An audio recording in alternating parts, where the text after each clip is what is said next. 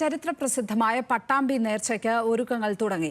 111ാം നേർച്ചയാണ് ഇക്കൊല്ലം ആഘോഷിക്കുന്നത്. ആഘോഷത്തിന്റെ വിപുലമായ നടത്തിപ്പിന് കേന്ദ്ര ആഘോഷ കമ്മിറ്റി ഓഫീസ് തുറന്നു.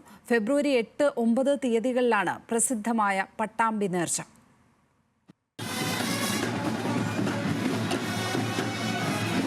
ടിപ്പുവിന്റെ പടയോട്ടക്കാലത്ത് പട്ടാമ്പി മരുതൂരിലെ രാമഗിരി കോട്ടയിൽ അകപ്പെട്ട് രോഗികളായ പടയാളികളെ ചികിത്സിച്ച് രക്ഷപ്പെടുത്തിയ ആലൂർ വലിയ പൂക്കുഞ്ഞിക്കോയ തങ്ങളുടെ സ്മരണയിലാണ് പട്ടാമ്പി നേർച്ച തുടങ്ങിയത്.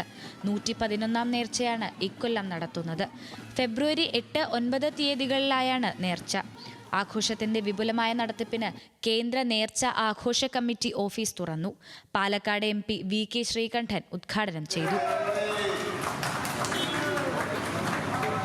നിങ്ങളെല്ലാവരെയും ഞാൻ പ്രത്യേകമായിട്ട് അഭിനന്ദിക്കുകയാണ്. നമുക്ക് വീണ്ടും ഇത് സംഘർഷമില്ലാതെ നമ്മുടെ സാമുദായിക ഐക്യത്തിൻ്റെ, ഈ സാഹോദര്യത്തിൻ്റെ, സ്നേഹത്തിൻ്റെ ഏറ്റവും വലിയൊരു വിളനിലമായി ഈ പട്ടാമ്പി നേർച്ച നമുക്ക് വീണ്ടും ആഘോഷിക്കണം.